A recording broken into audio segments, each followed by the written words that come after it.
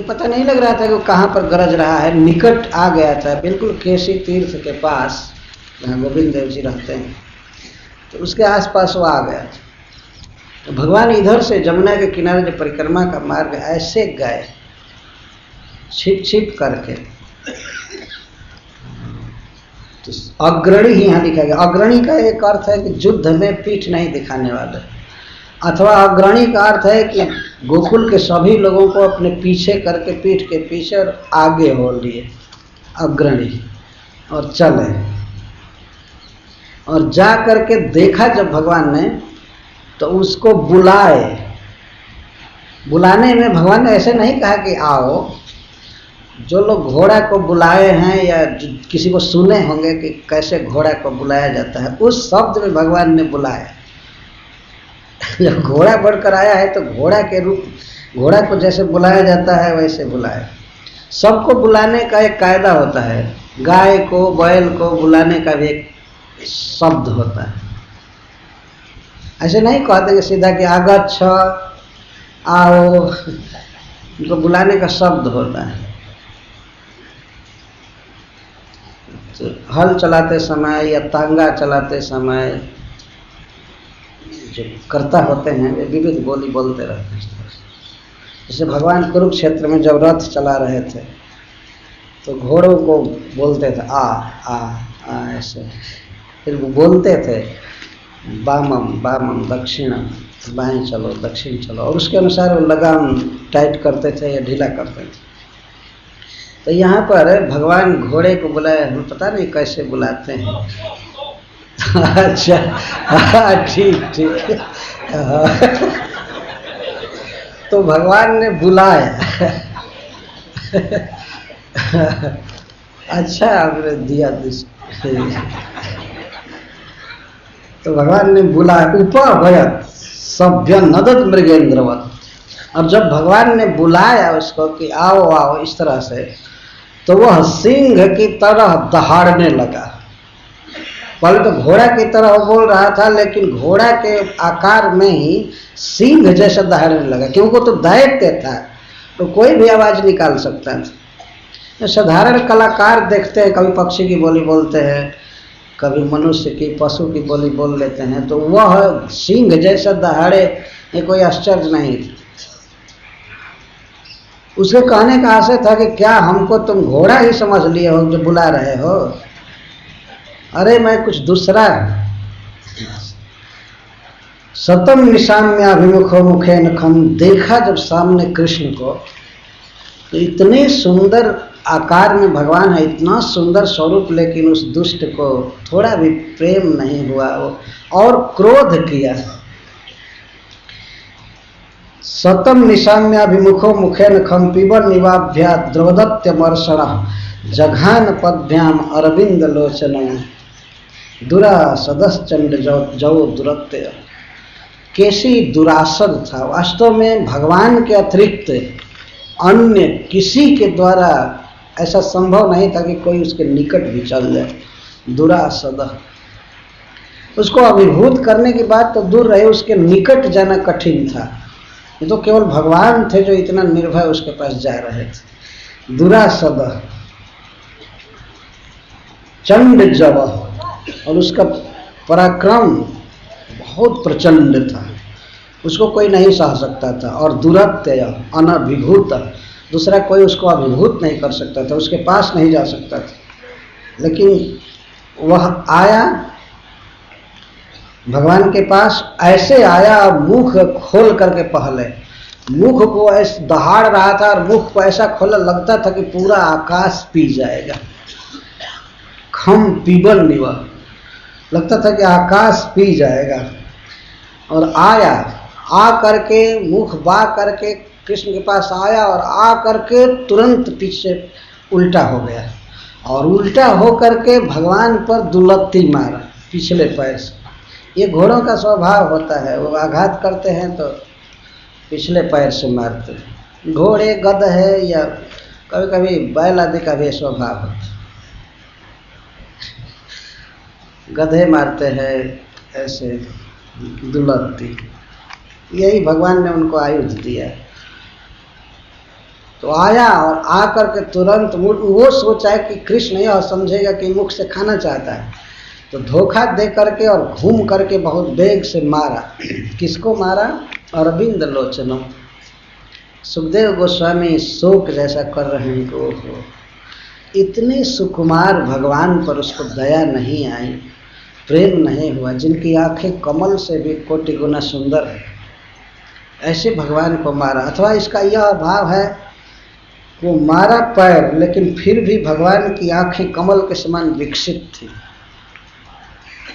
भगवान की आंखें विकसित थी और वे हंस रहे थे, घबराए नहीं। अथवा इसका एक अर्थ है कि जब दुलत्ती मारा तो भगवान सावधान होने लगे, जब वो आया सामने तो सावधान होने लगे, और जब ही दुलत्ती मारा तो भगवान की आंखें कुछ ऐसे से बचने के लिए की, भ्रमित होने लगी। तो उस समय श्रील सुखदेव गोस्वामी ध्यान कर रहे हैं कि भगवान अरविंद लोचनम, उनकी कमल के समान सुंदर आंखें थी और वे सावधानी या कुछ थोड़ा सा भय का नाटक कर रहे थे या बचने का प्रयास कर रहे थे।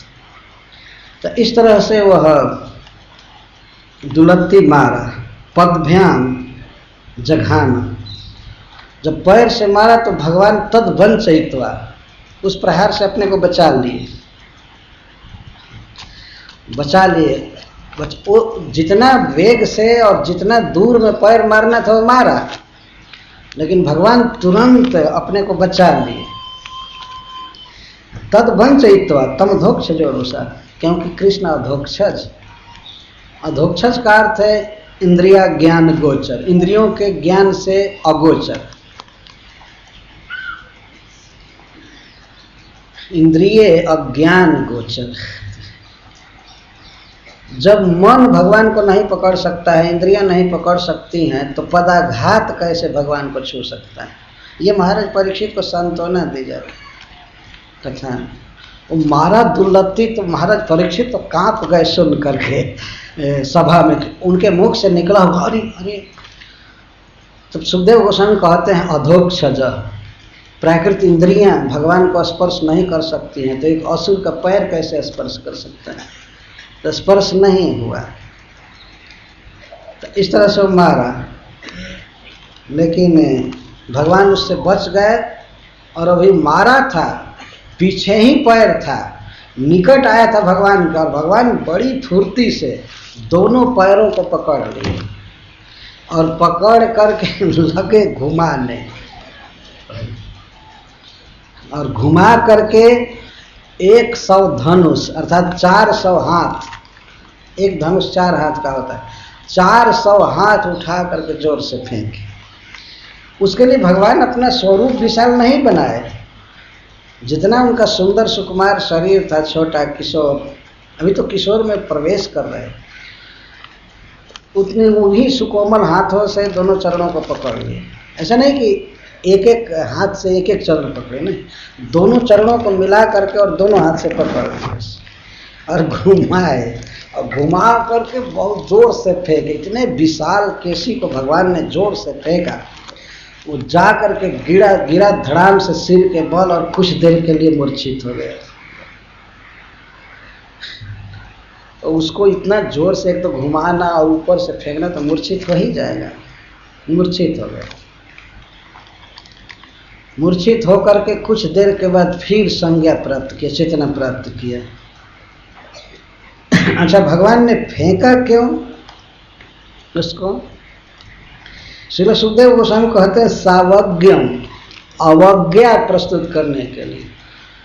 भगवान ने मानो कहा कि लड़ोगे क्या, अभी उठाकर फेंक दिया। सावज्ञम, अवज्ञा पूर्वक, उसका तिरस्कार करते हुए उठाकर फेंक। धनु शतांतरे, धनु शत अंतरे, अपने बीच में और उसके गिरे हुए देह में 100 धनुष का अंतर। जठोरगम तर्कसुतो व्यवस्थित, कैसे फेंका भगवान ने? जैसे गरुण जी किसी सांप को उठा करके और घुमा कर फेंका, ऐसे गरुण जी तो प्राय कई बार फेंके होंगे, ऐसे उठाकर फेंके। और फिर निर्भय, निर्भयता के अर्थ में भी गरुड़ जी से उपमा दी जा रही है। और भगवान व्यवस्थित ऐसे उठा करके और फेंक करके, और भगवान जेम के त्यों खड़े रहे, मुस्कुरा रहे। ऐसा नहीं कि उसको फेंक करके जब तक मूर्छित है तब तक चले भाग ऐसा नहीं किए, बिल्कुल खड़े थे और मुस्कुरा रहे थे कि वह देखे तो और दुखी हो जाए और जले कि बाप रे बाप इतना निर्भय। भगवान मुस्कुरा रहे थे। सावज्ञ मुत्सृज धनु शतांतरे जथोर गम तर्कशितो व्यवस्थित सलब्ध संज्ञ पुनरुत्थितो रुषा। और वह लब्ध संज्ञ, लब्धा संज्ञा चेतना जेना सब, अब फिर चेतना हुई। कुछ देर के बाद चेतना आ गई। एक बार तो मूर्छित हो गया, घाव इतना ज़्यादा लगा कि मूर्छित हो गया, लेकिन था बलवान। इसके बाद फिर चेतना आई। सलब्ध संज्ञ, स का अर्थ स महादुष्ट, चेतना प्राप्त किया। पुनः उत्थित, फिर उठा तो रुषा, तो क्रोध से व्याध आया। अब मुख बाल लिया, सोचा कि ओहो गलत किया, पैर से नहीं मारना चाहिए, इसको खा जाना चाहिए था। जिस हाथ से हमको पकड़ करके फेंका उस हाथ के साथ इसके देह को खा जाना चाहिए। तो मुख बा करके आया। इस बार व्यादाय, उसमें मुख शब्द लगाने की जरूरत नहीं है। व्यादाय का अर्थ ही है बाना, मुख बाना, मुख है को खोला। तरसा पतद हरि, और हरि के पास आया। यहाँ भगवान को हरि कहा जा रहा है। भगवान निश्चित ही इसका प्राण हर लेंगे, अथवा वे परम मनोहर हैं फिर भी इस दुष्ट का मन उनके प्रति आकृष्ट नहीं हो रहा है, क्रोध ही बढ़ रहा था। तो मुख बा करके जब ही भगवान के पास आया तो भगवान इसका तिरस्कार करते हुए खड़े थे, हंसते हुए। स्वयं भगवान हंस रहे थे। मुख बा करके विकराल काल की तरह आ रहा है खाने के लिए, लेकिन भगवान हंस रहे हैं। और हंसते हुए पहले उन्होंने अपने बायां अंगूठा दिखाया, ये ऐसे दिखाया उसको, और दिखाकर जब ही वो आ रहा था तो बायां हाथ उसके मुख में घुसा दिया। बायां हाथ, उत्तरम भुजम, दक्षिण भुजा दाहिने बाह को कहते हैं, उत्तर भुजा बाम बाह को कहते हैं। वक्त्र भुजम उत्तरम स्मरण, और हंसते हुए प्रवेशयामास जथोर गंभीर। जैसे सर्प विद्यावेता, सर्प विद्या जानने वाला कोई व्यक्ति सांप को बिल में प्रवेश करा देता है पकड़ करके, वैसे उसके मुख के भीतर भगवान ने अपने हाथ को एकदम घुसा दे पूरा पूरा। और जब घुसा उसके मुख में भगवान का हाथ, तो श्री सुखदेव गोस्वामी स्मरण कर रहे हैं कि जैसे कोई सांप बिल में घुसता हो, जैसे कोई घुसार रहा हो सपेरा। हम लोगों ने देखा है किस तरह से सांप को बिल में घुसाया जाता है। अथवा श्री विश्वनाथ चक्रवर्ती ठाकुर कहते हैं कि जैसे कोई व्यक्ति किसी चूहा को पकड़ने के लिए सांप को घुसारे चूहा के बिल में, उसी तरह केसी के प्राण को पकड़ने के लिए भगवान ने अपनी भुजा को प्रवेश कराया उसके भीतर। और इस पर श्रीधर स्वामी पाद जी कहते हैं कि बाईं भुजा भगवान ने घुसारा, इसका अर्थ था निर्भयता के प्रतिपादन के लिए। अरे तो बाएं हाथ का खेल है, दाहिना हाथ लगाने की जरूरत नहीं। तो बाया, ये इससे भी वो और ज्यादा तिरस्कार का अनुभव किया हो। बाप रे बाप, बाएं हाथ से लड़ रहा है। अभी कुछ लोगों का तो बायां हाथ ही ज्यादा शक्तिशाली होता है, लोग बाएं हाथ से लिखते हैं। देखे कई लोग मतलब बाएं हाथ से लिखते हैं, उनके बाएं दाएं हाथ में कोई भेद नहीं।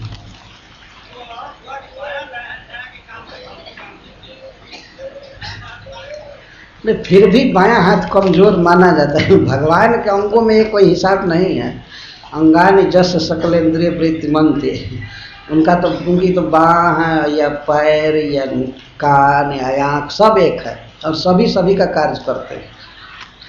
लेकिन फिर भी लोक में देखा जाता है कई तरह से, जब किसी बड़े काम को भी आसानी से व्यक्ति कर देता है तो कहते हैं वो तो बाएं हाथ का खेल है। कभी कहता है वो तो चुटकी बजाते बजाते कर दिया, जल्दी काम कर दिया है तो उसको कहते हैं चुटकी बजाते बजाते कर दिए।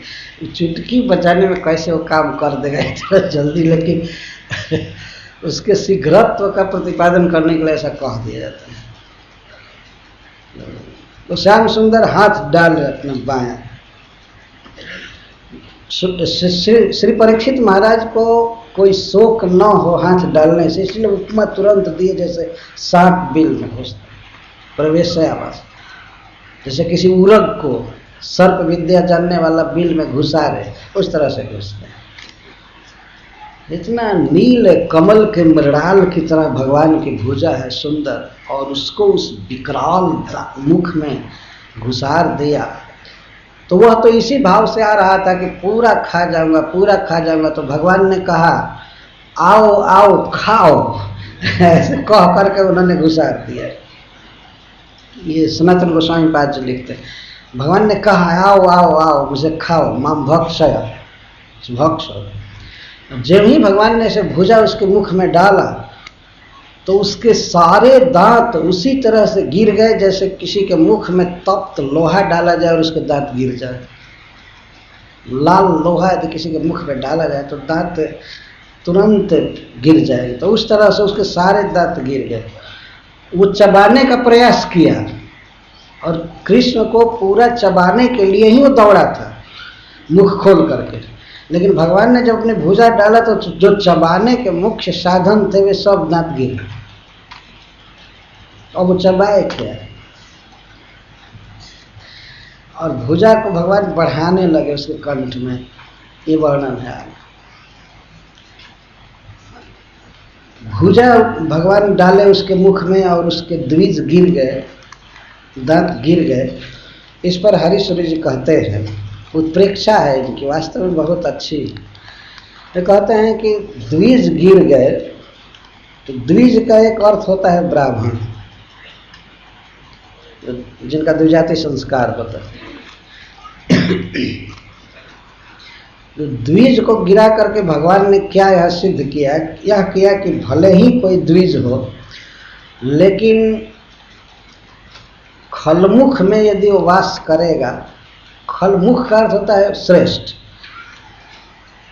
खल माने दुष्ट, दुष्ट शिवताज के साथ रहेगा, किसी खल से दोस्ती करेगा, तो ये क्षत्रिय को आदेश है कि ऐसे ब्राह्मणों को दंड दे। भगवान की भुजा से क्षत्रिय निकले, तो इसलिए शायद भगवान ने कहा कि ये जो जितने ये द्विज हैं ये खल के मुख में वास कर रहे हैं इस दुरात्मा के, और वैसा, और ये सारे दांत तैयार हैं ब्रह्म को चबाने के लिए। तो जहाँ भगवान के विरोधी ब्राह्मण हो जाएं, भगवान को खाने दौड़े, वहाँ पर क्षत्रियों का कर्तव्य है कि ऐसे ब्राह्मणों को दंड दें। इसीलिए यही सोचकर शायद भगवान ने क्षत्रिय को भेजा, चलो चलो काम करो, और सारे द्विजों का अधःपात करा, बाहर कर दिया, तो कुसंग छुड़ा दिया। अच्छी उत्प्रेक्षा है।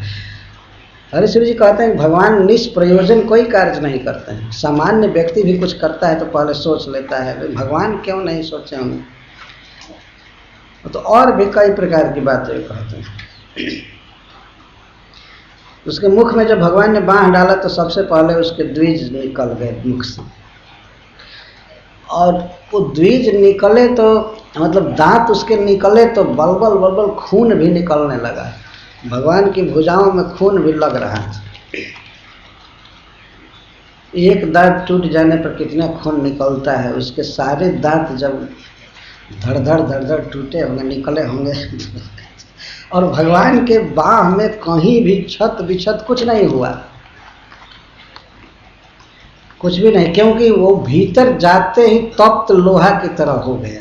ऐसे है भगवान का कर कमल कोटि चंद्र सुशीतल, लेकिन उसके दांतों के लिए वो तप्त अयह हो गया, बहुत कठोर। सोप्यस वक्त्रे भुजमुत्तरम स्मयन प्रवेशयामास जठोर गंभीरे दंता निपेतु भगवत भुजस्पृश।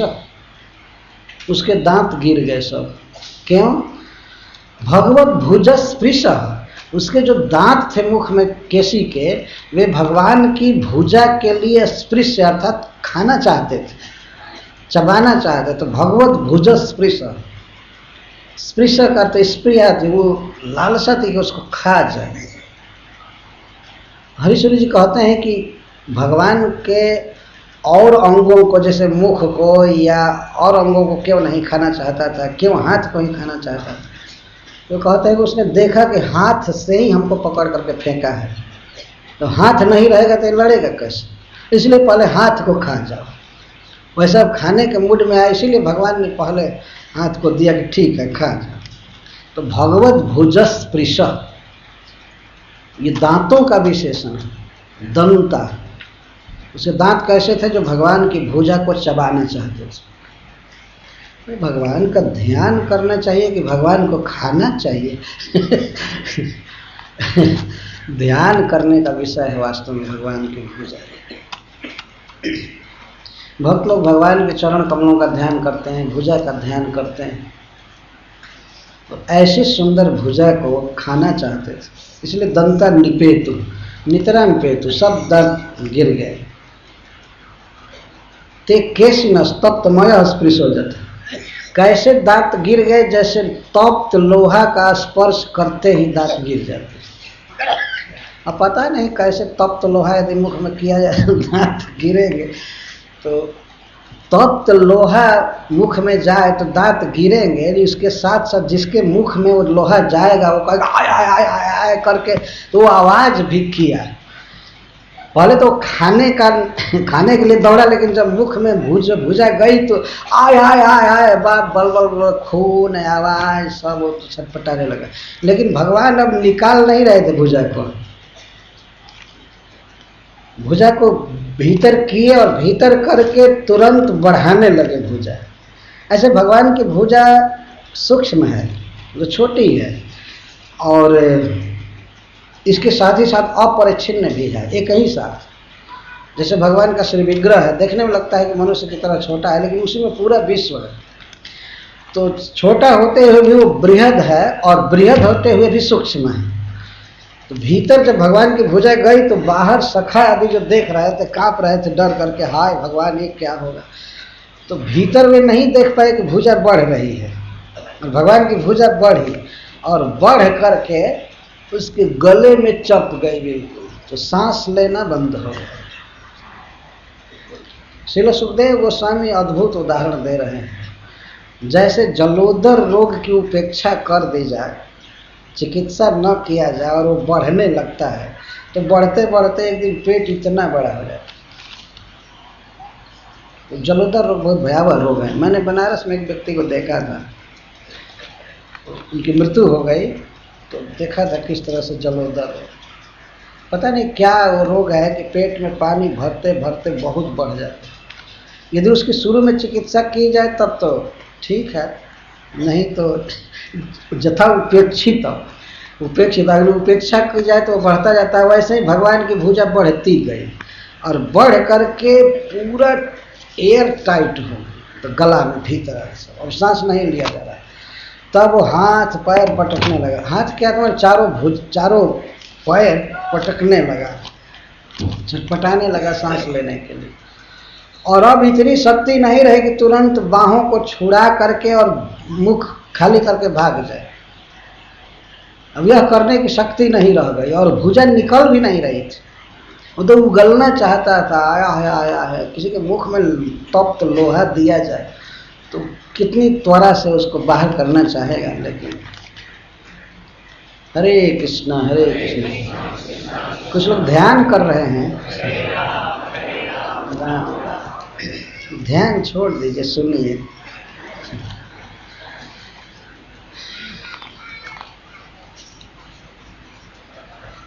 श्रील सुखदेव गोस्वामी जब मनोभाव जानते हैं तो बाहर के दृश्य को कहें इसमें क्या आश्चर्य। तो भगवान की भुजा निकल नहीं रही थी और बढ़ने लगी।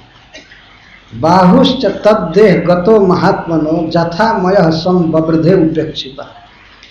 जैसे कोई रोग, खास करके जलोदर रोग बढ़ने लगता है उपेक्षा करने पर, उसी तरह से भगवान की भुजा बढ़ने लगी। हरीश्वरी जी इस पर भी बहुत से विचार करते हैं कि सुखदेव गोस्वामी को और कोई उदाहरण नहीं मिला, भगवान के बाह की उपमा वही जलोदर रोग से दे। ध्यान रखना चाहिए कि जलोदर रोग से उपमा नहीं दी जा रही है, केवल वृद्धि प्रकारों प्रदर्श है, केवल वृद्धि के लिए उपमा दी गई है, न कि भगवान की भुजा की उपमा रोग से दी गई। दो बात पर हरीश्वर जी लिखे हैं, लास्ट में लेंडम विसर्जन और इस पर की समस्त संस्कृत के शब्दों के ज्ञाता श्रील सुखदेव गोस्वामी को यही शब्द मिला। लेकिन उसके पीछे कुछ आशय है सुखदेव गोस्वामी का। हमको भी एक बार मन में ऐसा हुआ कि ये क्या उपमा दे रहे हैं, भगवान के हाथ की उपमा जलोदर रोग से दे रहे हैं। श्रील सनातन गोस्वामी जी कहते हैं कि केवल वृद्धि प्रकार दर्शन, केवल हाथ बढ़ा इसके लिए, न कि और सारी उपमा ले लेनी चाहिए।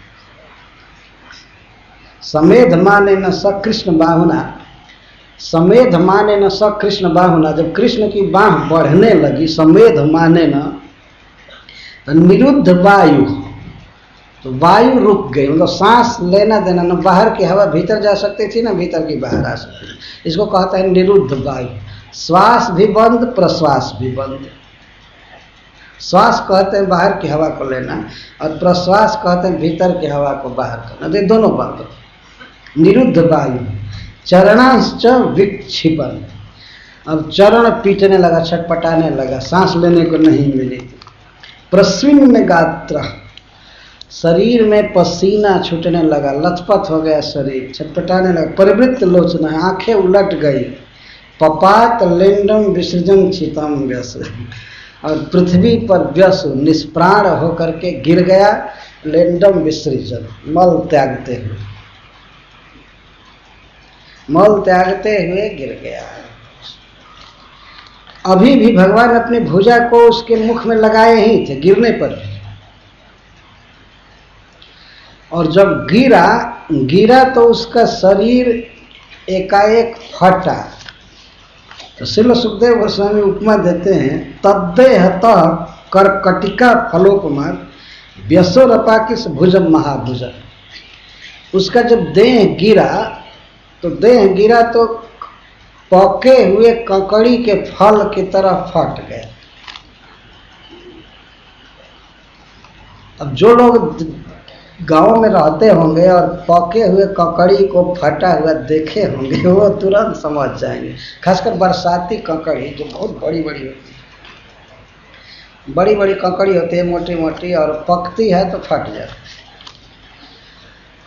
तो ककड़ी दो तरह से फटती है, एक तो लंबा चिन्ह बन जाता है, ऐसा लगता है कि कोई छुरा से काटा है, ऐसे भी ककड़ी फटती है।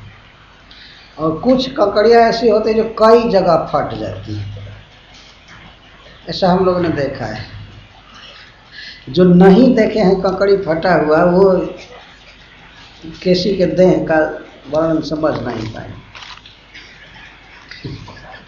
इसीलिए मैं कहा करता हूँ कि श्रीमद् भागवतम वास्तव में गांव के लोगों के लिए है, वही ज़्यादा अच्छा समझ सकते हैं, क्योंकि कृष्ण भी गांव के हैं, नंद गांव के, तो उनकी लीला कही जा रही है। ये आसानी है समझने में। तो पहले तो ये जिन लोगों ने केवल हरी ककड़ी खाया है ट्रेन में या कहीं पर, हरी ककड़ी होती है पतली पतली उंगली जैसे, उसको खाते हैं। तो अगर ककड़ी कहा जाए, जैसे बंगाल में काकड़ी कहते हैं या काकड़ा कहते हैं, क्या यही शब्द करकटिका, ये मूल शब्द है संस्कृत का। अब चाहे उसको गुजराती में, बंगाली में, जो भी थोड़ा थोड़ा हेर फेर करके कहें, काकड़ी या ककड़ी जो भी कहें, तो ये ककड़ी नहीं जो इस तरह हरा हरा खाते हैं। दूसरी करकटिका, दूसरी ककड़ी होती है, कई कई डिजाइन है उसके, कई आकार होते हैं, और पकती है तो फटती है। उसको तो हम लोग भोजपुरी में फूट कहते ही हैं, सीधा फूट कहते हैं। तो फूट लाओ, तो प्रस्फुटित हो गई है, जब पक करके फूट गई उसको फूट कहते हैं। तो भगवान जब भुजा डाले थे और विरुद्ध वायु हो गया था, तो उस जब वो गिरा तो गिरा तो उसका देह सीधा फटा, सीधा फटा। विष्णु पुराण में कहा गया है कि जब वो फटा तो द्विधा विदीर्ण हो गया देह गिरते।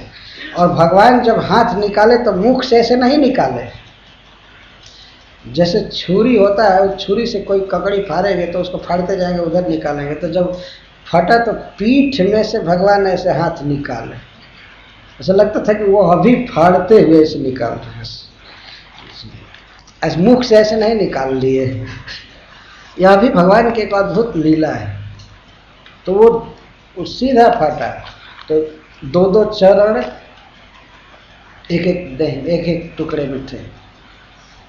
4 चरण हैं तो दो दो ऐसे। और यहाँ तक लिखा है विष्णु पुराण में आधी पूंछ, और पूंछ भी ऐसे फटी, सारा फट गया ऐसे ऐसे, और एक एक आँख ऐसे ऐसे फट, पूरे फटने लगता। कंकड़ी जब फटती है तो वास्तव में शुरू से अंत तक ऐसे फट जाए।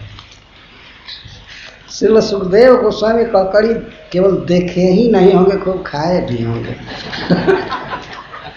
इसलिए ये उपमा दे रहे हैं। कर्कटिका फलोपमा, ये पंचमी विभक्ति में है। व्यसो का विशेषण है, ये देह का, देह व्यसु हो गया। ऐसे देह से कर्कटिका फलोपमा व्यसो तब देहतः महाभुज भुजम अपाकृष्य, महाभुज ने अपनी भुजा को निकाला। तो भगवान को यह महाभुज कहा गया है क्योंकि उसके देह में जो भगवान की भुजा बढ़ी थी तो सचमुच महाभुज थे।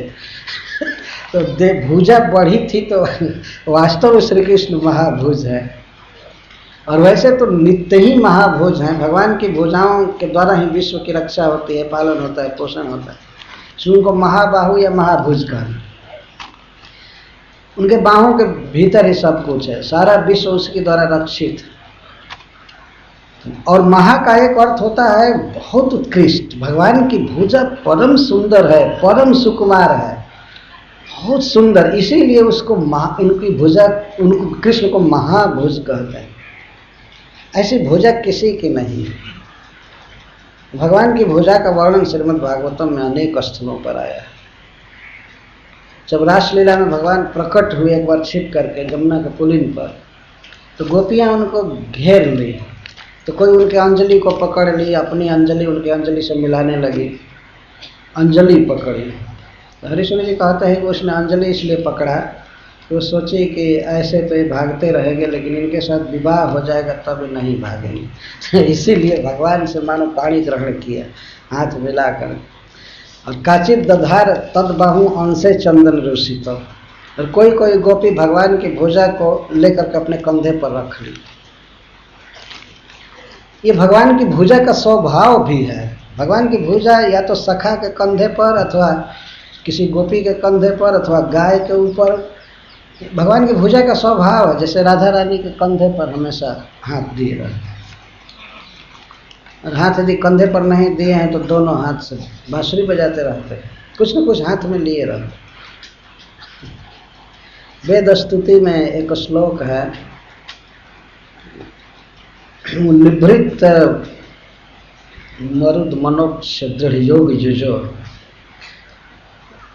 निभृत मरुन मनोक्ष दृढ़ योग युजो हृदय मुनयो जतुपासते तद अरयोपि जयु स्मरणा स्त्रिय उर्गेन्द्र भोग भुजदंड विषक्त धियो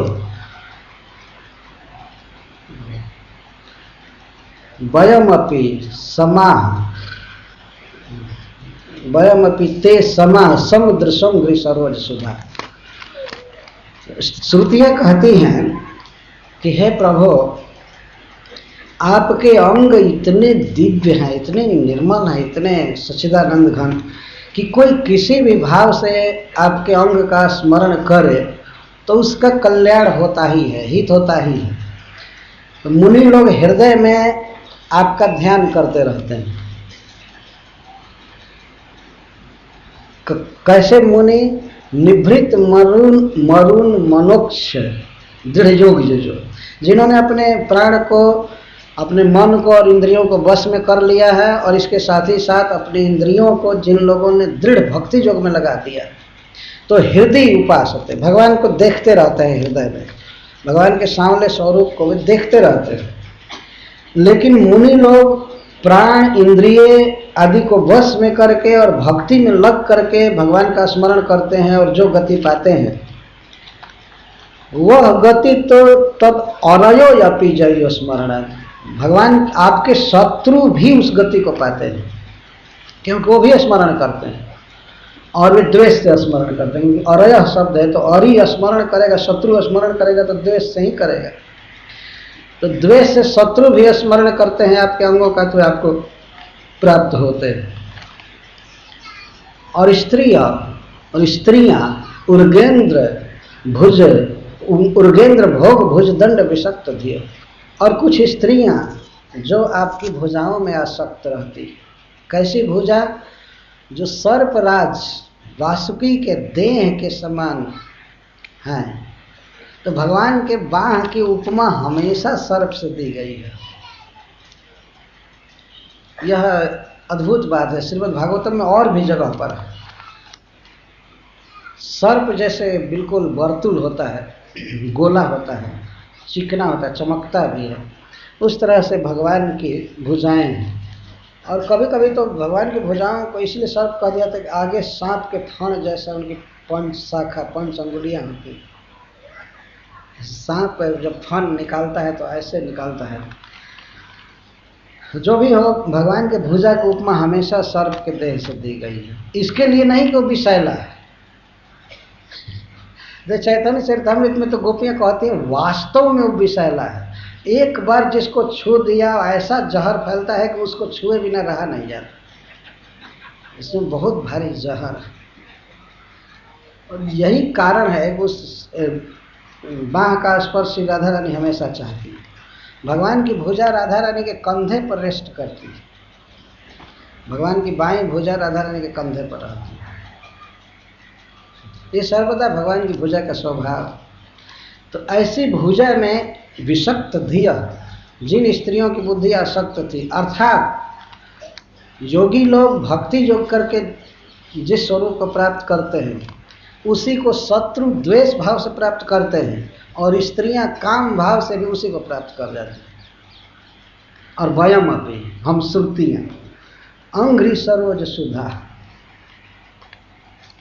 अंघ्रि सरोज दोनों जो चरण हैं वे कमल जैसे हैं, उसी को हम लोग सुंदर तरीके से धारण करते हैं।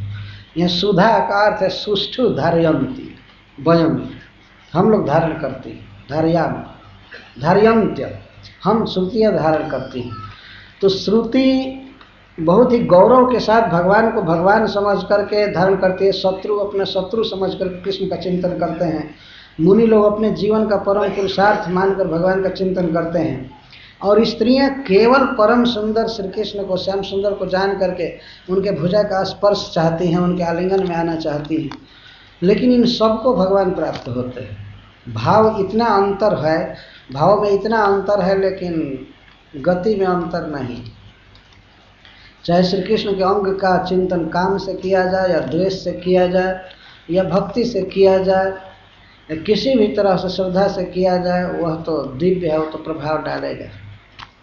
शत्रु भी भगवान का चिंतन करके प्राप्त कर पाए। इसीलिए जेन केना प्रकारेण मनः कृष्ण निवेश। इसलिए नारद जी ने कहा है कि जैसे भी हो मन भगवान में लगना चाहिए। जेन केना प्रकार, जेन केना प्रकारेण का अर्थ है कि हमसे जैसा हो वही कर। महाराज युधिष्ठिर ने पूछा था कि शिशुपाल कैसे मुक्त हो गया। ये तो भगवान को गाली देता था, रात दिन शत्रु भाव से चिंतन करता था, तो यह भगवान के चरणों में कैसे चला गया, कैसे नित्य पार्षद हो गया। तब नारद जी ने ये सब बातें कहा। तो भगवान के भुजा की कुछ चर्चा चल रही है यहाँ पर, उनको महाभुज कहते हैं। तो उत्कृष्ट भुजा है और वास्तव में भगवान का जो प्रेम प्रकट होता है भक्तों के प्रति या अपने प्रियाओं के प्रति या गौओं के प्रति, किसी के प्रति, तो ये समर्पण तो चरण में करते हैं। ऐसा एक व्यंग किया गया है कि भक्ति चरणों की करते हैं, चरण में शरण ग्रहण करते हैं, लेकिन ये चरण कुछ नहीं बोलते हैं न पूछते हैं। भगवान की भुजा है जो किसी भक्त का आलिंगन करती है या मुंह पोंछती है या पानी लाएगी या कुछ करेगी।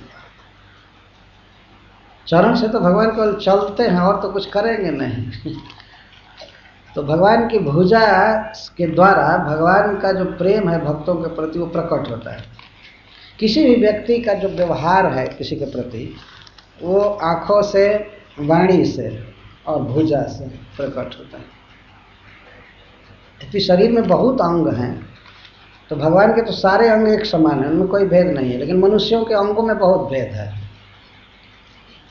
अब कोई आवे आपके पास, आप केवल देखिए और कहिए कि इसमें बोलने की क्या जरूरत है, केवल देख ही रहे तो वो तो आदमी समझेगा क्या दशा हो गई, हम पर रंज है कि क्या है कि पागल हो गए।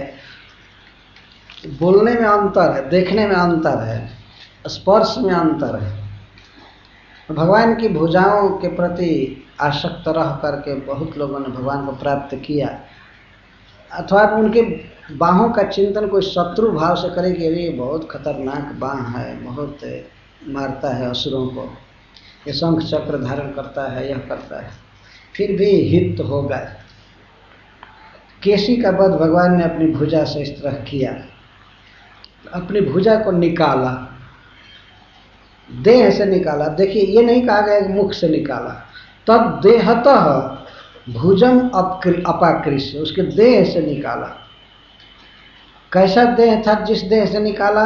करकटिका फलोपमा, जिसकी उपमा पके हुए ककड़ी से दिया जा सकता। तो पके हुए ककड़ी में अपने आप फट ही जाती है, इसलिए फटने कहने की जरूरत नहीं। तो पके हुए ककड़ी से जो फट गया उससे वैसा उसका शरीर था, उससे निकाला। और अविस्मित, भगवान को उसमें विस्मय नहीं हो रहा था।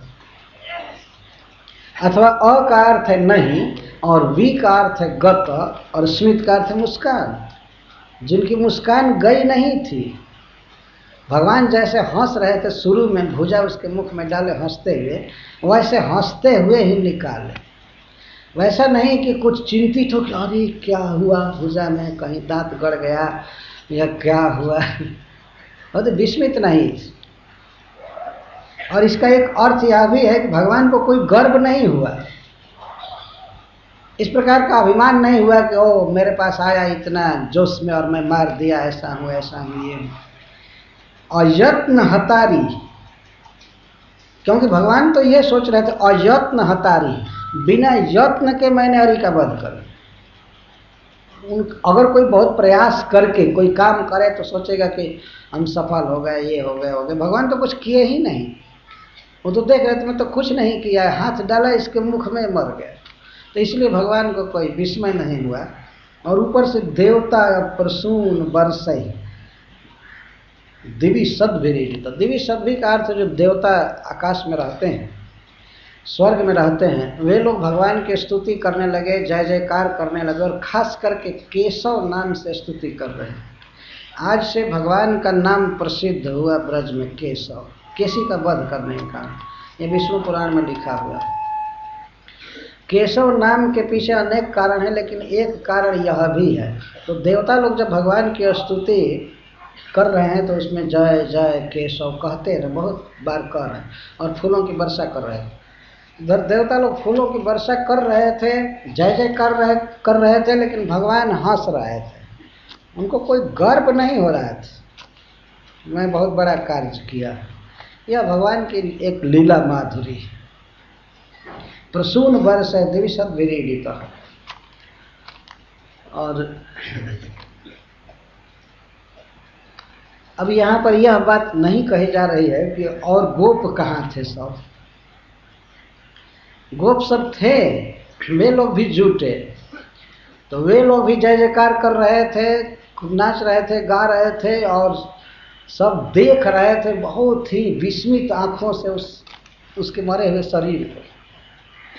और गोप ही यह वर्णन कर रहे थे तो पके हुए ककड़ी के समान फटा हुआ गोप सब वर्णन कर रहे थे और देख रहे थे दूर से। उनको भय लग रहा था, मरने के बाद भी भय लग रहा था उनको, लेकिन कृष्ण हंस रहे थे। तो कृष्ण को हंसता हुआ देख करके तब सब निकट आ रहे थे, देख रहे थे। इसके बाद भगवान कहे कि चलें गौवे चराने के लिए, क्योंकि अब नारद जी आने वाले थे। तो भगवान ने एक बहाना किया और वहाँ से हटे। देखिए तत्काल में वध हुआ है केसी का। केसी के वध के बाद भगवान थोड़ा सा बहाना करके कुछ एकांत प्राप्त किए, क्योंकि उनको देवर्षि से भेंट करना था। जान गए कि नारद जी आ रहे हैं। भगवान तो सर्वज्ञ हैं और मथुरा से ही आए थे, अथवा वो तो मन मथुरा से गए होंगे सत्य लोग, फिर वहाँ से आने में इनको तो कोई टाइम लगता नहीं। तो आए। देवर्षि उपसंगम्य भागवत प्रवरो नृप। सुखदेव गोस्वामी अब कथांतर कर रहे हैं कि हे नृप, हे महाराज परीक्षित, भागवत प्रवर देवर्षि उपगम्य उपसंगम्य। देवर्षि नारद जी भगवान के पास आए। गम्य गम्य उप सम। उप का अर्थ है निकट और सम का अर्थ है सम्यक। सम्यक का अर्थ है कि जब नारद जी ने देख लिया कि भगवान एकांत में है, कोई सखा नहीं है, तब वो आए और आ करके इस प्रकार कृष्ण से कहने लगे। श्रीपद श्रीधर स्वामी जी लिखते हैं, न चायम सूचक। कोई यह न सोचे कि नारद जी सूचक हैं, चुगलखोर हैं जो आकर कंस की शिकायत कर रहे हैं। नारद जी निंदा नहीं कर रहे हैं कंस की, ये किसी को नहीं सोचना चाहिए। ये सबके सुहृद हैं, कंस के भी सुहृद हैं। जैसे भगवान सबके सुहृद हैं, सुहृदम सर्वभूतानां, वैसे श्री नारद जी सभी जीवों के सुहृद। कंस के भी वे उसी तरह से हितैषी हैं जैसे वसुदेव जी के।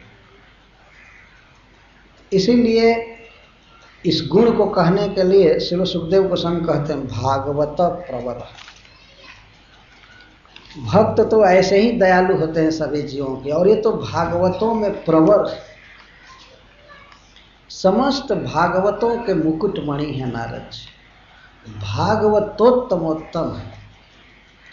वास्तव में भक्ति के सबसे प्रचार, भक्ति योग के मूल आचार्य नारद जी हैं। और ऐसे भागवत प्रवर यहाँ आ रहे हैं। तो यहाँ पर दो बात होगी। एक तो श्री कृष्ण को ये ब्रज से हटाना चाहेंगे और मथुरा में ले जाकर के खून खराबी कराना चाहते हैं नारद जी। तो किसी को शंका हो सकती है क्या साधु का काम, यहाँ पर वियोग में सबको मारना, गोपियों को मारना, ब्रज के सखाओं को सबको तड़पाना, यहाँ से कृष्ण को जाने के लिए कहना भी ये पाप है। और वहाँ ले जाकर के बस इसको मरवाओ, ये ध्वस्त करो, ये क्या साधु बना हुआ है। इसीलिए श्रील सुखदेव गोस्वामी सब शब्द का प्रयोग करते हैं भागवत प्रवर, परम कृपालु, परम दयालु, सर्व सुहृद नारद जी आए। इस पर प्रश्न होगा ब्रजवासियों के प्रति क्या उनकी दया है। पहले ही आया था, कंसाया था, भगवान नारदो देवदर्श में भगवान है। वो देख लिए कि ब्रज में भगवान की नित्य लीला चलती रहेगी, यहाँ से भगवान जाएंगे भी और रहेंगे भी। वो भगवान है, ऐसा नहीं है कि वो जान गए कि कृष्ण को यहाँ से ले जाना है और सब विरह में मरें रोवें। वो जानते थे कि यहाँ उनकी अप्रकट लीला चलती रहेगी। इसके साथ ही साथ वहाँ भी लीला चलनी चाहिए। उनके कहने का आशय यह है, यहाँ जैसे लीला चल रही है, मान लीजिए कोई टीवी रखा गया हो तो यहाँ भी चले, वहाँ भी चले, चलो। भगवान तो सर्वज्ञ हैं, सर्वशक्तिमान हैं, सर्वव्यापक हैं। तो पृथ्वी का भार दूर करने के लिए आए हैं, असुर वध आदि करने के लिए आए हैं, तो वह अभी कार्य करना चाहिए ना।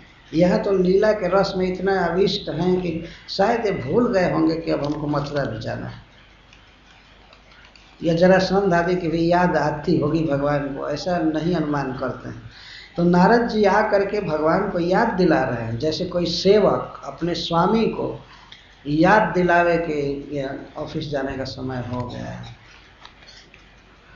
लोग जो रहे होंगे, वो नम्र भाव से बोलता है। वैसे नारद जी आकर वास्तव में भगवान से निवेदन कर रहे हैं कि अब उधर भी ध्यान देना चाहिए, चलना चाहिए। लोग बहुत दुखी थे।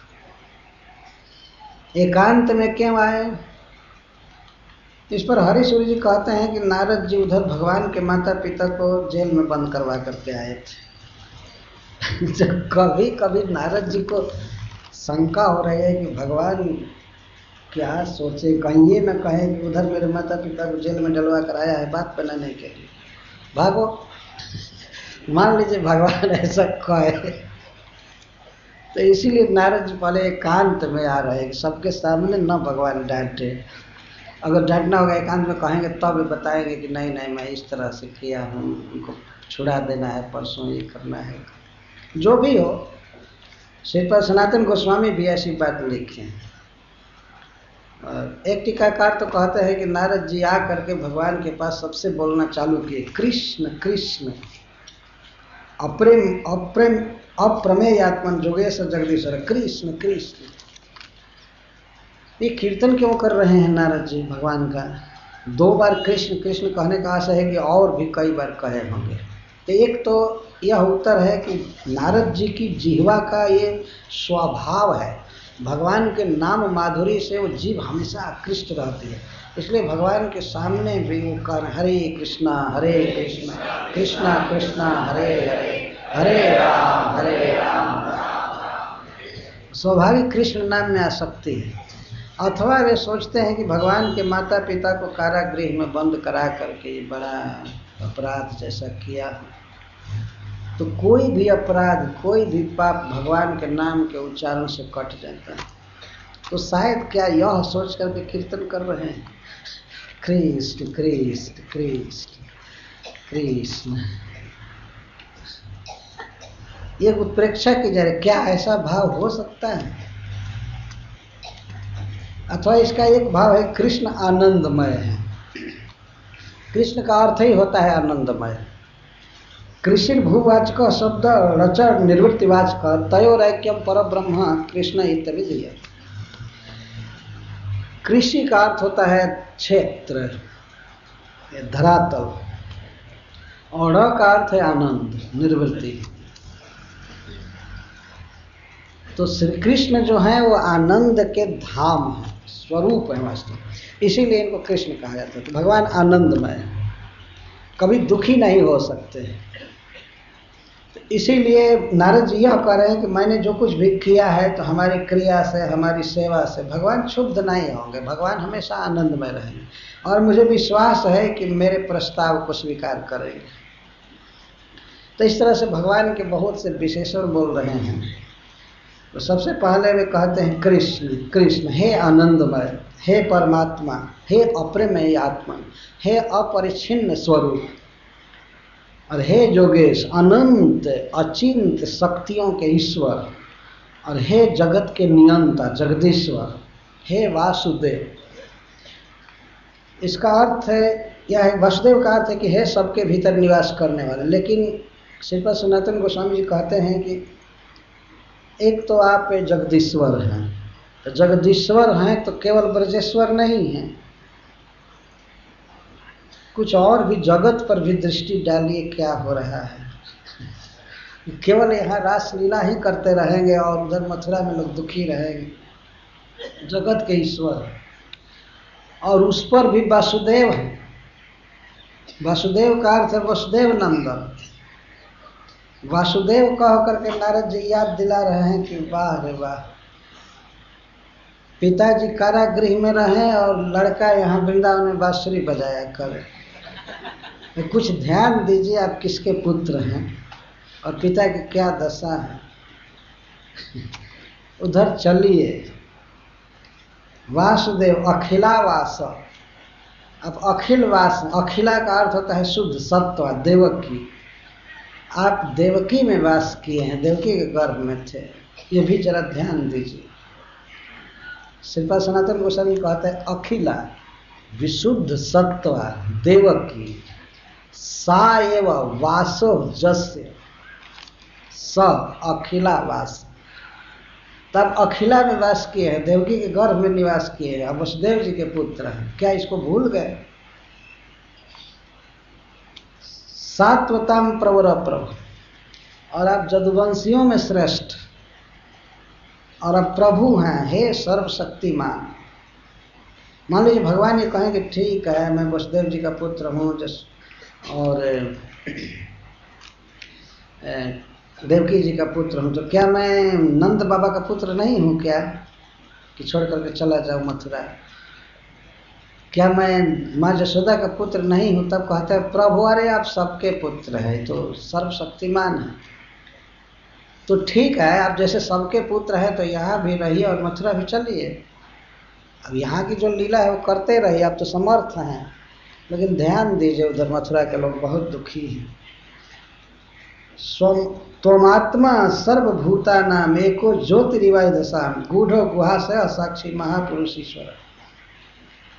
और आपके लिए कोई प्रयास करने की जरूरत नहीं है, आप सबके आत्मा हैं, आश्रय हैं। जैसे अग्नि भिन्न भिन्न लकड़ियों में निवास करता है और छिपा रहता है, वैसे ही आप छिपे हुए हैं, सर्वव्यापक छिपे हुए हैं। इनके कहने का आशय है कि ऐसा मैं नहीं मानता हूं कि आप मथुरा में नहीं हैं, लेकिन जैसे लकड़ियों में अग्नि रहता है तो रहने से लाभ क्या है? अग्नि जब प्रकट होता है तब पता चलता है कि हाँ, और उसे लाभ मिलता है। जैसे मान लीजिए सूखा ईंधन यहाँ पर बहुत रखा गया हो, तो उसमें आग है, लेकिन उस आग को प्रकट किया जाता है। एक आग जलाते हैं, एक लकड़ी जलती है, उस लकड़ी से दूसरी लकड़ी, और विशाल अग्निपुंज प्रकट हो जाता है। तो पहले से वो अग्नि था, न कि दिया सलाई में ही वो केवल अग्नि है उतना, वो लकड़ी में व्याप्त रहती है आग, बाद में वो प्रकट किया जाती है। उसी तरह से भगवान सर्वव्यापक। तो नारद जी कहने का आशा है कि हे प्रभु आप सर्वव्यापक हैं, जैसे ईंधन में आग रहती है वैसे आप ब्रज में भी रहें, यहाँ भी रहें, और आप गुहाशय। मैं जानता हूँ कि आप गिरिराज गोवर्धन की गुफा में भी सुख से सोते रहते हैं, गुहाशय, तो यहाँ भी रहेंगे। और इनके कहने का मतलब यह है कि इस समय आप जमुना जी के उपकंठ में, केसी तीर्थ में यहाँ आप खड़े हैं, लेकिन आप, मैं जानता हूँ कि आप गोवर्धन में भी हैं। तो जैसे आप वृंदावन में यहाँ हैं और गोवर्धन में हैं, कड़कण में हैं, तो उसी तरह से अपने को अब मथुरा में भी प्रकट कीजिए। तो इसके द्वारा नारद जी में कोई कर्कशता या ब्रजवासियों के प्रति कोई निर्दयता आदि कुछ भी प्रकट नहीं हो रही। नारद जी पर अपराध की शंका नहीं करनी चाहिए कि ब्रजवासियों को दुख में डालना चाहते हैं या उधर ले जाकर के हत्या कराना चाहते हैं। जानते हैं कि जो लोग भगवान के हाथ से मारे जाएंगे वो भगवान के धाम में जाएंगे, वो हत्या नहीं है। तो इस तरह से भगवान से निवेदन कर रहे हैं, और इसीलिए भगवान के लिए बहुत विशेषण दिए हैं। इन श्लोकों की व्याख्या में अगर व्याख्या ढंग से की जाए तो बहुत समय लग सकता है। श्रीधर स्वामी जी ने बहुत ही सुंदर संगति बैठा करके इसकी व्याख्या किया है। सब मिला करके आप ईश्वर हैं, इसलिए आप चलिए अब मथुरा उधर ध्यान दीजिए। नारद जी के कहने का आशय यह था। इस बात को हम लोग फिर बाद में सुनेंगे, और इसके साथ ही साथ ब्रह्मासुर का वध भी आज हो जाएगा। ठीक समय के अनुसार मैं कथा में चल रहा हूँ। ये सवेरे की लीला है, केसी का दमन, और इसके बाद नारद जी से बात, और दोपहर के बाद ब्रह्मासुर का वध हुआ था, और सवेरे अक्रूर जी गए थे मथुरा, इसलिए उस कथा सवेरे होगी कल। क्रम ठीक चल रहा है। हरे कृष्ण। जय श्री प्रभु।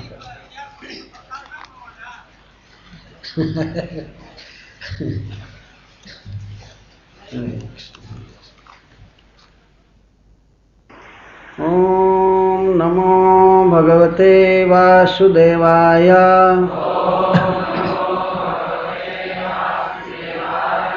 ओम नमो भगवते वासुदेवाय।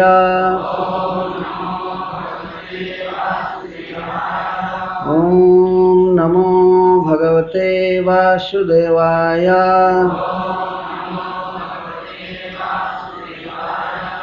वर्षि रूप संगम्य भागवत प्रवरो नृप। कृष्णमक्लिष्ट कर्माणाम् रहस्ये तदभाषत। कृष्ण कृष्ण प्रमेयात्मा योगेश जगदीश्वर। वासुदेवाखिलावास सात्वतां प्रवर प्रभो। जब भगवान ने वध कर दिया केसी का, तो उसके थोड़ी ही देर बाद श्री नारद जी आए। श्रील सुखदेव गोस्वामी नारद जी के विषय में पहले कहे थे, कंसाया था भगवान नारदो देवदर्शन। देवदर्शन भगवान, ये दो विशेषण दिए थे नारद जी के लिए। यहाँ पर और दो विशेषण दे रहे हैं, देवर्षि और भागवत प्रवर। श्री नारद जी का देवर्षि नाम प्रसिद्ध है, नारद कहने की आवश्यकता नहीं पड़ती, यहाँ देवर्षि कह दिया होगा तो प्रसिद्ध है। देवर्षि ने ऐसा कहा।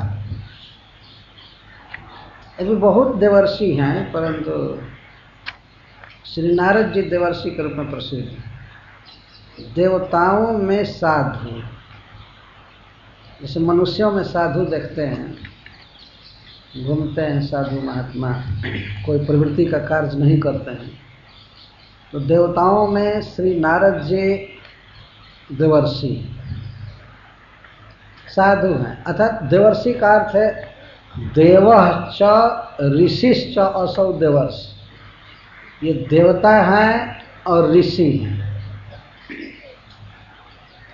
नारद जी साक्षात ब्रह्मा जी के पुत्र हैं, और वैसे हैं ये भगवान के अवतार। अब जब भागवत में अवतार का लिस्ट पढ़ते हैं तो उसमें ब्रह्मा जी का नाम नहीं आया है अवतार में, नारद जी का नाम आया है। तृतीयम ऋषि सर्गम वै देवर्षित्वमुपेत्य स तंत्रम सात्वत्मा चष्ट नैष्कर्म्यम कर्मणाम जप। तृतीय अवतार में भगवान ने देवर्षि नारद के रूप में अपने को प्रकट किया, और उस अवतार में भगवान ने नारद पांचरात्र ग्रंथ का निर्माण किया, जिसमें उन्होंने यह बताया कि किस तरह से कर्म करके भी व्यक्ति कर्म बंधन से मुक्त हो सके। जैसे भगवान की भक्ति में लगता है कि इसमें तो बहुत कर्म है, यह करना यह करना यह करना, लेकिन ये सब कर्म ऐसे हैं जो जीव को कर्म बंधन से मुक्त कर देते हैं। नैष्कर्म्यम कर्मणाम जप, नारद जी ने बताया क्रिया जो।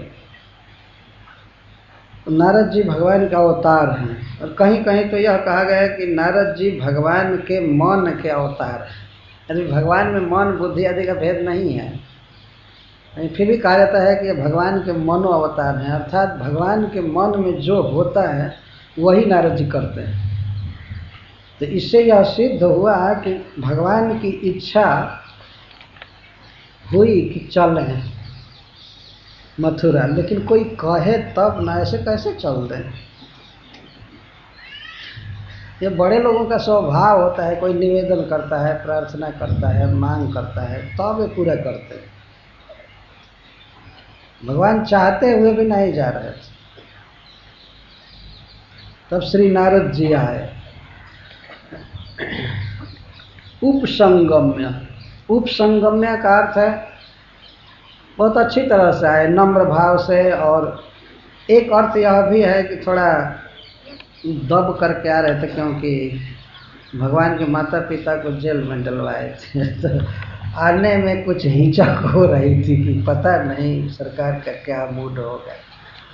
कहिए न कह they get out of Vrindavan, जाओ तो आया इधर से बीड़ा बजाते हुए हो सकता है भगवान ऐसा कह दे। माता पिता के प्रति स्नेह होता है ना, तो इसलिए उपसंगम्य, उप का अर्थ है निकट, और सम का अर्थ है बहुत नम्र भाव से, बहुत प्रेम से आए, मिले। और भगवान की उस लीला की उन्हें बारंबार याद आ रही थी। किस कर्म? अक्लिष्ट कर्माणु, कितना आसानी से उन्होंने केसी का वध किया था, उसी की याद कर रहे थे। कृष्णम, तो जान रहे थे भगवान परमानंद घन है, उनकी कोई भी लीला आनंदमयी है, पर अक्लिष्ट कर्माणम शब्द से तात्कालिक नारद जी का मनोभाव व्यक्त हो रहा है। वे बार बार याद कर रहे थे कि भगवान बड़ी ही सुगमता से केसी के मुख में अपना बाँह डाल करके और उसको मारे। यही घटना उनको उनके मन पर छाई गई थी तत्काल में। तो ऐसे प्रभु से रहस्य एकांत में एतद अभासत। एकांत का अर्थ है केवल दो ही वहाँ थे।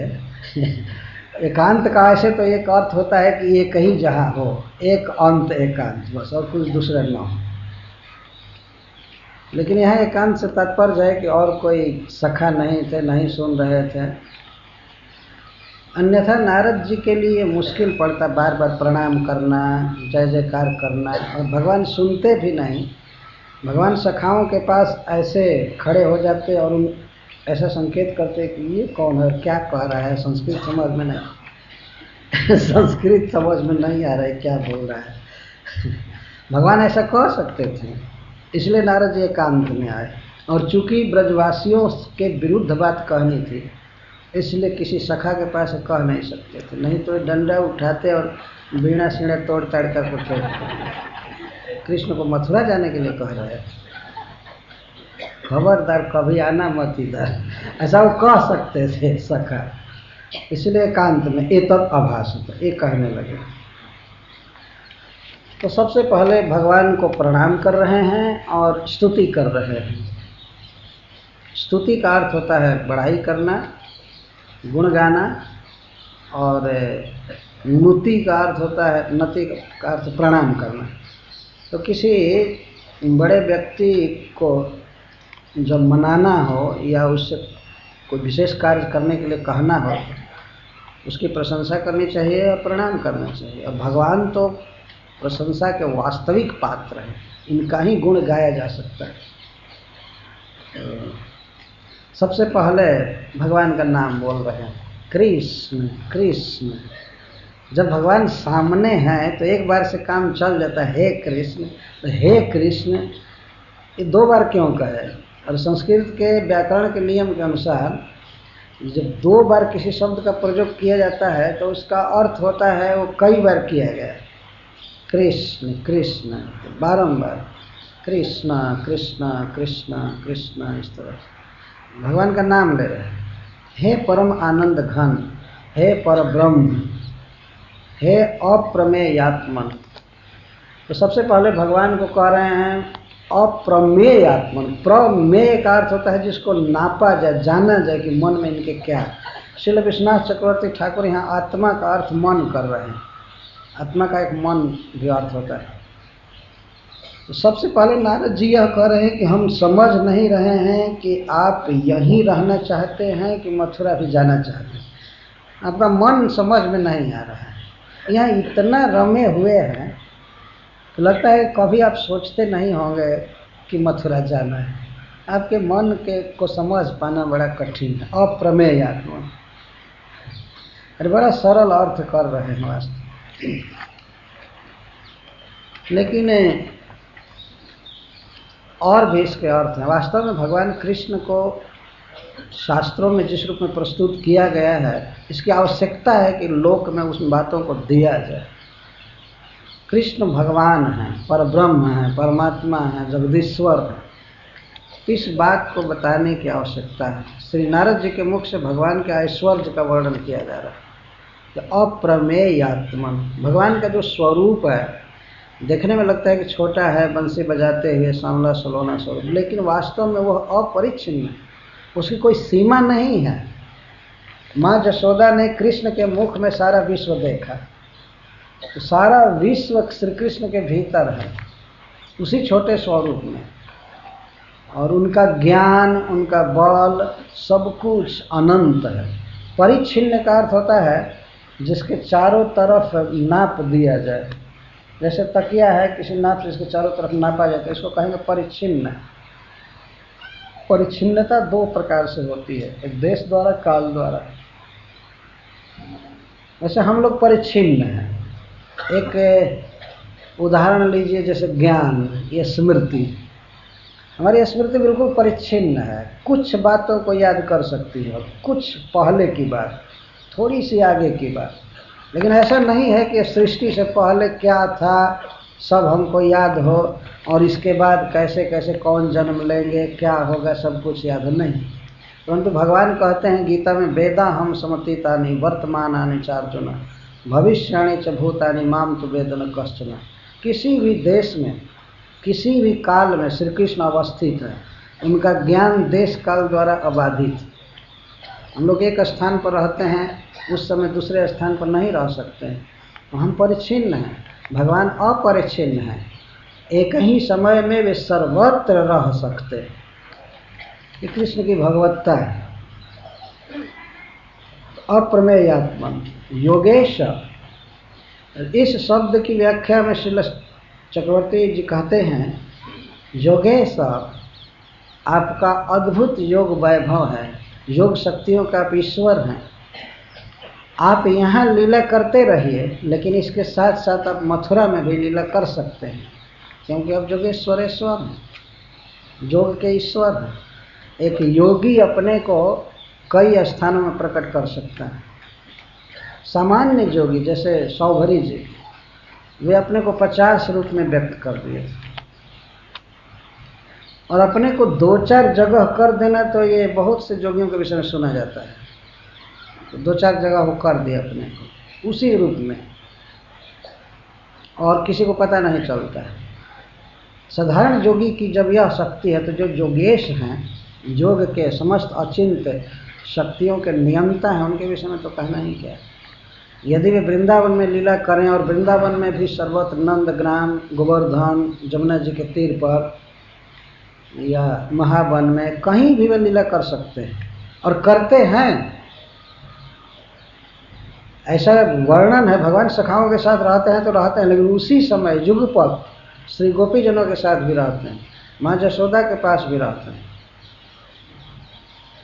तो जो इस तरह से अपरिच्छिन्न है, जिनकी लीला, जिनका स्वरूप अपरिच्छिन्न है, तो वे प्रभु यहाँ भी लीला कर सकते हैं और मथुरा में भी कर सकते हैं। नारद जी ये भूमिका प्रस्तुत कर रहे हैं, योगेश हैं यार, इसलिए आप यहाँ भी लीला कीजिए और चलिए मथुरा। जगदीश्वर, आप जगत के ईश्वर, इस पर मानो नारद जी यह कह रहे हैं कि जगत के भीतर ही ब्रज है, तो आप ब्रजेश्वर तो हैं, लेकिन जगदीश्वर भी हैं। इसलिए मथुरा के लोगों पर या पूरे विश्व के लोगों पर विचार कीजिए, इनकी क्या दुर्दशा है।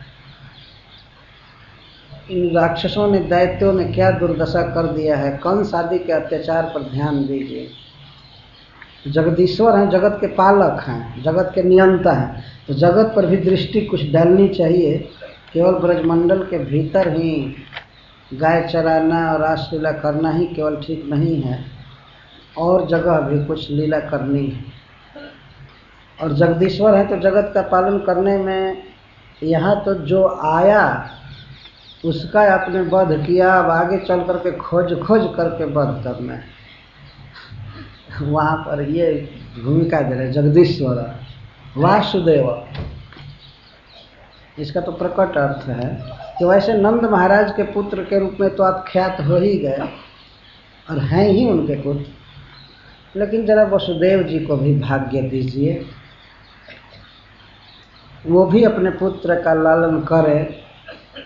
बेचारे कारागृह में जन्म होने पर आपको लेकर के पहुंचा दिए, आपका फिर मुख नहीं देखे, और आपके कारण वे कारागृह में बंद अपनी पत्नी के साथ। तो हे वासुदेव और हे अखिलावास, इसका अर्थ श्रील चक्रवर्ती पाजी कहते हैं कि आप अखिलावास कीजिए। ये मथुरा से सब लोग भाग गए, सारे जादव अपना घर द्वार छोड़कर भाग गए हैं, उनको ला करके मथुरा में बसाइए, यह भाव है। क्योंकि सबको बसाने वाले आप हैं, सबके आश्रय आप हैं। जो मथुरा से सातवत वंशी भाग गए हैं इधर उधर, उनको चल करके बसाइए, कंस का वध करके, और उनको बसाइए।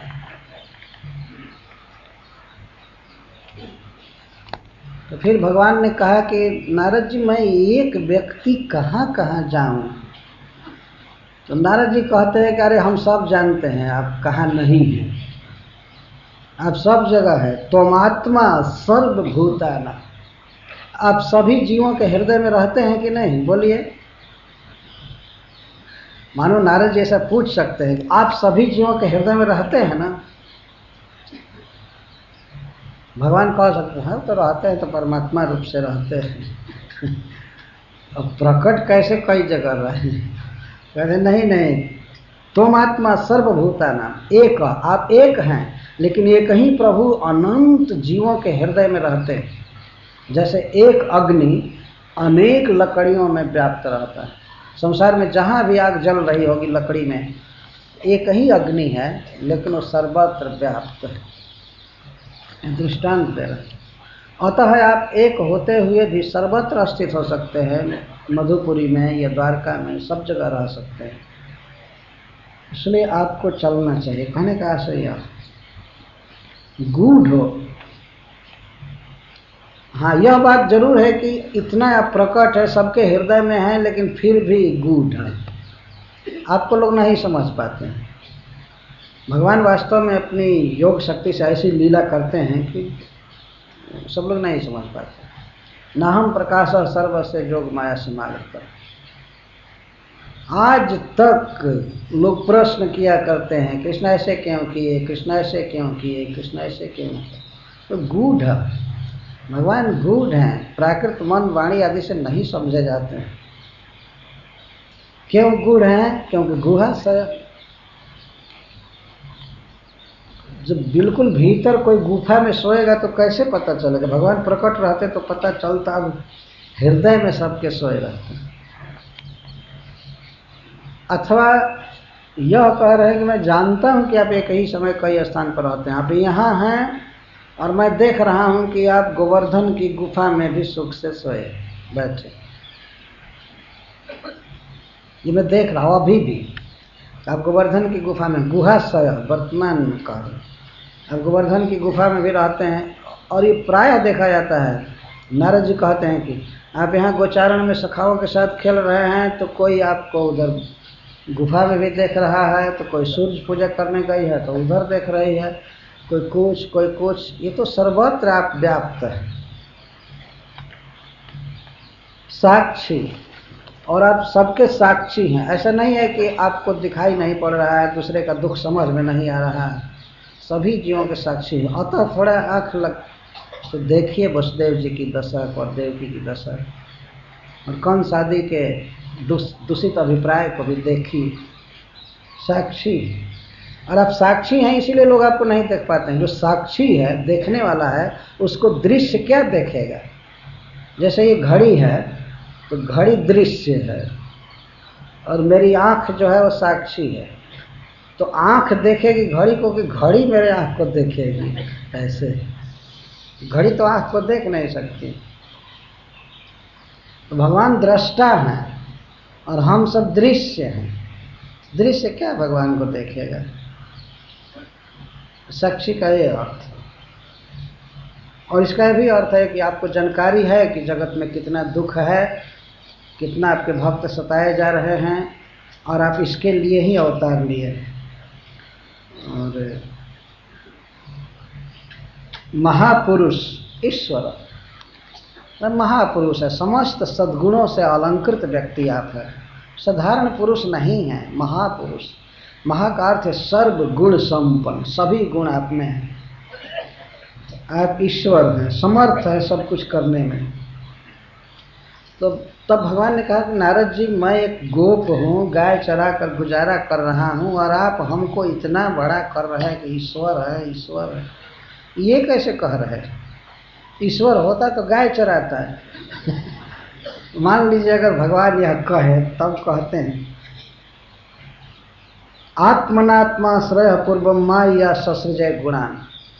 आप आत्मना, आत्माश्रय, आप आत्माश्रय हैं, आपका कोई आश्रय नहीं है। आप गोचारण कर रहे हैं, ब्रज में रह रहे हैं, लेकिन वास्तव में आपका कोई आश्रय नहीं है, आप सबके आश्रय हैं।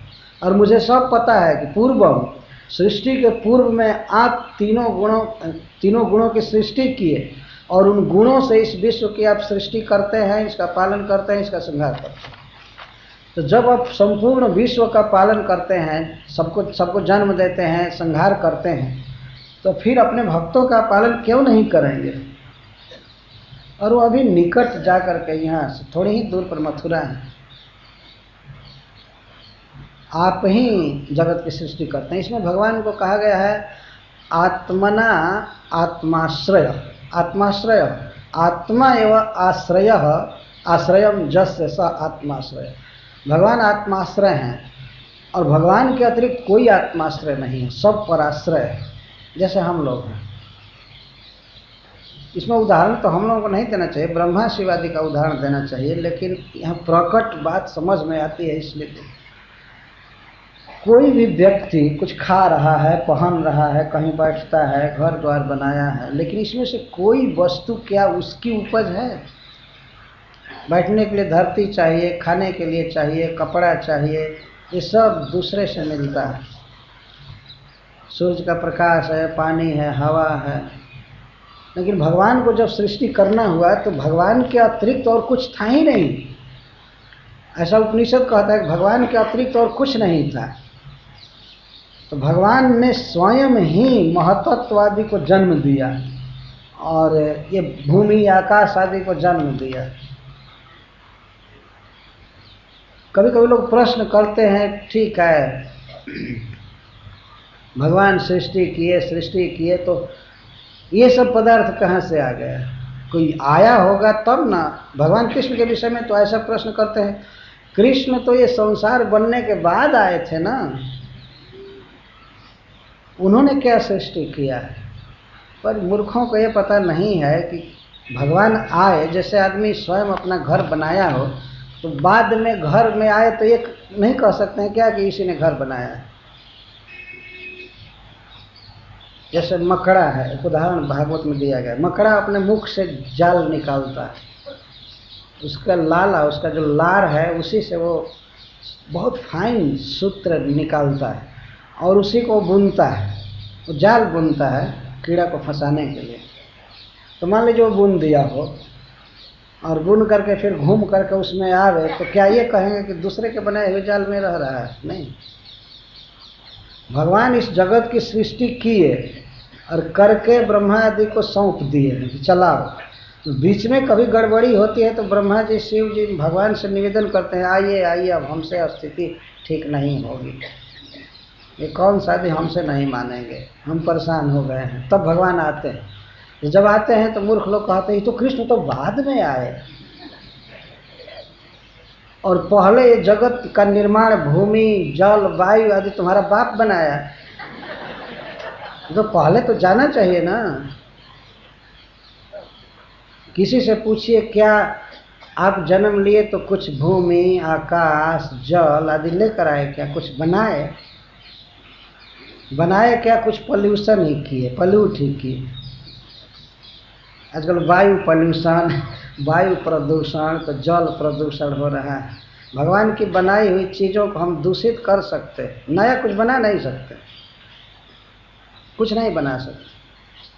ये शास्त्र कहता है कि भगवान ने अवतार लिया, पुरुषावतार कारणोदक साई के रूप में, और कारणोदक साई प्रभु ने इस विश्व का निर्माण किया, फिर अपने को भी एक्सपेंड किए गर्भोदक साई के रूप में, क्षीरोदक साई के रूप में। तो थोड़ा पीछे दिमाग ले जाना चाहिए, पीछे ले जाना चाहिए, तब समझ में आ जाएगा कि भगवान कृष्ण ने सब किया है। इसलिए नारद जी पूर्वम शब्द कह रहे हैं, पूर्वम आत्मना आत्माश्रय। आप आत्माश्रय हैं। भगवान के लिए कोई भोजन नहीं दिया शुरू में, कुछ भी नहीं, कुछ था ही नहीं, तो भगवान सब कुछ अपने भीतर से निकाले, अपनी शक्ति से प्रकट किए और उसी से सब लोग जी रहे हैं। सबके आश्रय भगवान है, लेकिन भगवान का आश्रय उनके अतिरिक्त कोई नहीं है, इसीलिए उनको आत्माश्रय कहा जाता है, आत्माश्रय। और स्वयं ही सृष्टि किए।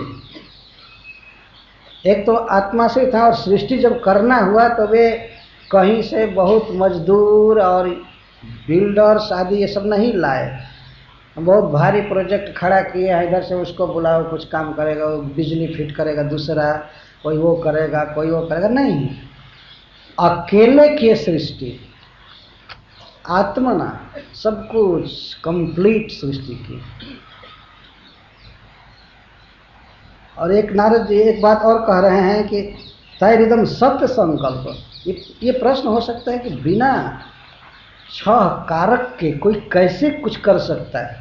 किसी क्रिया को संपादित करने में कम से कम 6 कारक हैं। संबोधन और संबंध को छोड़ करके बाकी जो भी कारक हैं उनको षट कारक कहते हैं। कर्ता, कर्म, करण, संप्रदान, अपादान और अधिकरण, ये 6 कारक हैं। कारक का अर्थ होता है करने वाले करने वाले को कारक कहते हैं। तो कहीं भी कोई काम होता है तो इसमें कम से कम 6 कारक रहेंगे। पहला कारक तो है करने वाला, जिसको कर्ता कहते हैं, ये चाहिए। अच्छा, दूसरा है क्या किया है, इसको कर्म कहते हैं। किसी उत्पादन को, किसी वस्तु को बनाना, इसको कर्म कहा गया। किस साधन से किया है, इसको करण कहते हैं। और उस वस्तु को करके कहाँ पहुंचाया, किसके लिए कर रहा है, इसको करण कहते हैं, संप्रदान कहते हैं। और कहीं से, कहीं माल गोदाम से या कहीं दुकान से कोई वस्तु लाया हो, इसको अपादान कहते हैं। कहीं से कुछ लाया, कहाँ से कोई वस्तु निकली, इसको अपादान कहते हैं। और कहाँ पर ये सारा खड़ा हुआ, उसको अधिकरण कहते हैं। किस स्थान पर ऐसा बना। तो भगवान के अतिरिक्त न तो कोई स्थान था और न तो कोई दूसरा व्यक्ति था जिसके लिए किया जाए, और न कोई खुरपी या हंसुआ या कुछ भी ये सब कोई सामान था कि भगवान कुछ करे। कोई मोटर गाड़ी आदि कुछ भी नहीं कि कोई सामान लोड करके लावे, कुछ करे। और न तो कर्म था कुछ भी, कोई वस्तु थी, भगवान केवल थे। तो इन समस्त कारकों से अनपेक्ष स्वतंत्र भगवान ने एक सारा विश्व का निर्माण किया। एक साधारण चीज बनाने में देखते कितना कितना चाहिए सामान। पहले तो भूमि देखना पड़ेगा, अधिकरण, अधिष्ठान देखना पड़ेगा, कहाँ ये करेंगे। तो कोई प्लॉट खरीदो, कुछ करें, कोई कहे नहीं स्वयं अपने भीतर से प्लॉट निकालो और छापो कि प्लॉट्स बिकाऊ है। निकालो, जब भगवान निकाले थे तो कुछ भूमि तो निकालो यहाँ से और उसी पर कुछ करना चाहिए। तो अधिकरण है नहीं मनुष्यों के पास, किसी के पास, ब्रह्मा जी के पास भी नहीं। और कहाँ से कोई वस्तु लाएंगे, किसी गोदाम से, कहाँ से, कोई कुछ था ही नहीं। भगवान कहने का आशय है कि भगवान से ही वस्तु निकली, भगवान के लिए ही, भगवान में ही, भगवान ही कर रहे थे सब कुछ, इसके अलावा कोई कुछ नहीं किया है। इसलिए उनको सत्य संकल्प कहते हैं। बिना कारक की अपेक्षा के ही संकल्प मात्र से सृष्टि करते हैं।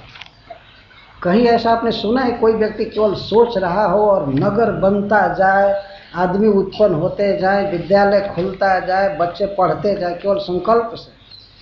ब्रह्मा जी को भगवान ने उत्पन्न किया तो केवल हृदय में संकल्प किया कि यह चारों वेदों का विद्वान हो जाए। उस भगवान का सोचना था कि उनका लड़का चारों वेदों का विद्वान हो गया, सोचना था। इधर के बाप तो सोचेंगे कैसे लड़के को पढ़ाऊं, यहाँ इस विद्यालय में भेजो, इस विद्यालय में भेजो, फिर भी वो गधा पास नहीं होता।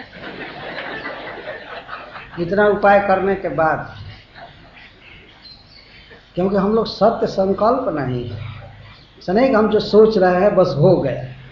भगवान ने तो सोचा, श्रील प्रभुपाद जी बार बार कहते हैं, भगवान ने सोचा लेट देयर बी क्रिएशन, हो गया क्रिएशन। केवल सोचना था और हो गया। इसको सत्य संकल्प कहते हैं। भगवान कृष्ण ऐसे समर्थ हैं। जैसे प्रकट लीला में भी भगवान ने बहुत बहुत सृष्टि कर दी थी। जब द्वारका का निर्माण हुआ, भगवान ने केवल सोचा मथुरा में एक ऐसा नगर होना चाहिए जहाँ मथुरा के सब लोग सुरक्षित रहें। भगवान का सोचना था और नगर बनकर कंप्लीट तैयार हो गया।